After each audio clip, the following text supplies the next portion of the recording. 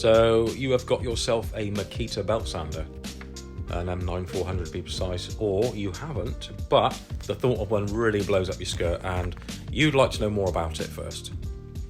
Well, I have bought one and I'm in a sharing kind of mood, so watch this and listen to me West Country accent voice and I'll tell you a bit about it. Now, I actually started this video pretty much 1 year ago, which was right after I bought the thing.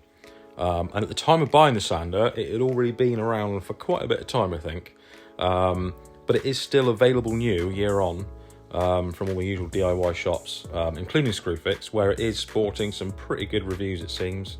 And it's up for grabs for about 150 smackers at the time of posting this, which I think is fine. And it's not sort of low-end 12-month lifespan crap, and it's not right up there super expensive. It's a good middle-of-the-road, reasonable quality, affordable tool. And I think it's safe to say the fact that it's been on the market for that amount of time and they're still selling it, that's got to be a good sign. It must have something good going for it. So in the box, usual stuff, instructions, a few spares, and there's the sander itself. This is a heavy sander, really is heavy.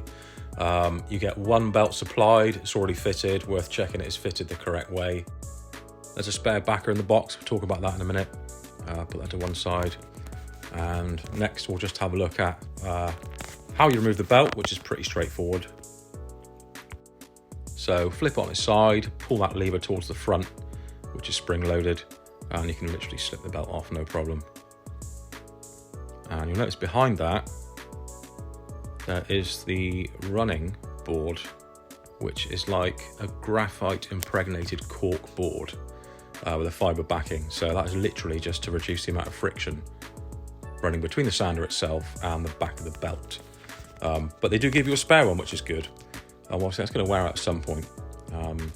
So yeah, you can swap that over, that's no problem. It's literally just 3 screws holding that retaining plate on there.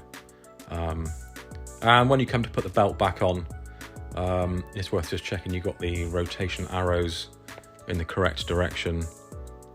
There is a marking on the sander itself which shows the direction, so make sure that matches up to the belt to get the most out of the life and make sure it doesn't fail prematurely. So pop it on, snap the lever down, job done.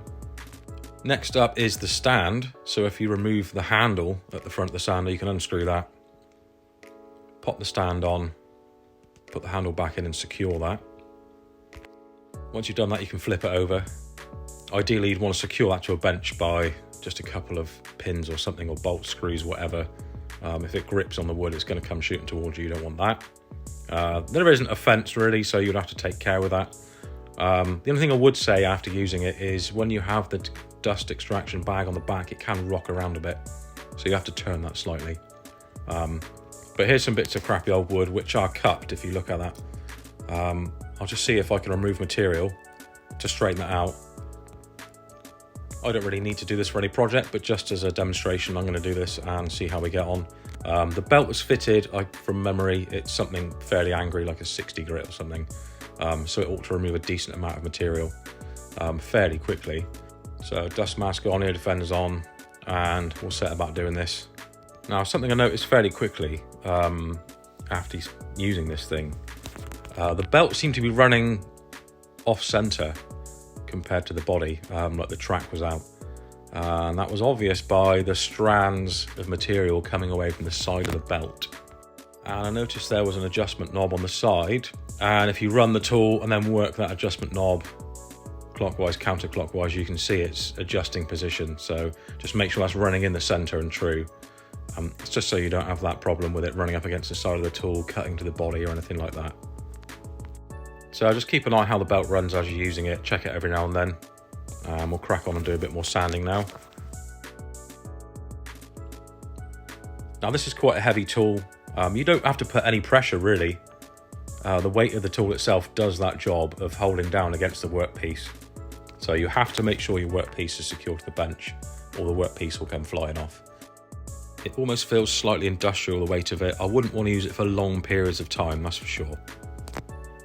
Certainly if I was working at any sort of height, doing anything that's sort of vertical, working at the bench like this is fine. I'm not extending my arms too far. It is 6.2 kilos, which is fairly hefty. But for that same reason, you do get the impression that it's built well and it's going to last and it will do the job properly. And it does, I think. Looking at this now, we've removed a fair amount of material. So that's quick and effective. I'm quite pleased with that. And since buying it, I've used it again for the same reason on some scaffold boards that were to be shelves that were cupped terribly. I don't have a planer thicknesser, so I use this method with this sander, removing even more material than this, and it worked really well. No problem for it at all. So this was 160 quid when I bought it. It's now 150 quid. I'm glad I bought it, actually. Although it is very, like I say, it's very heavy. It's a bit of a workout for the arms. It does exactly what you need it to. The dust extraction is really good. On the dust extraction bag, you don't have the zips like some of them have. You have a slide-off plastic guide. So emptying the bag is really easy. So boys and girls, would I buy one again? Yes. Would I recommend it? Yes. Yeah, I think it's good. I'm happy with that. Now, you might be wondering why I didn't post this video a year ago when I bought it.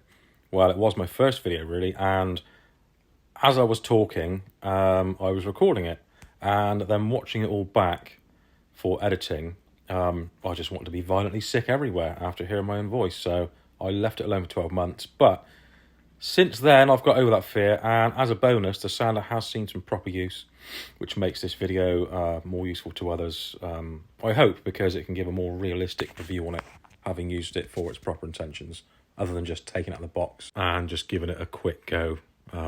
So yeah, a bit more of a realistic review, I think. So if you need one, get your money out, treat yourself. And thanks for watching.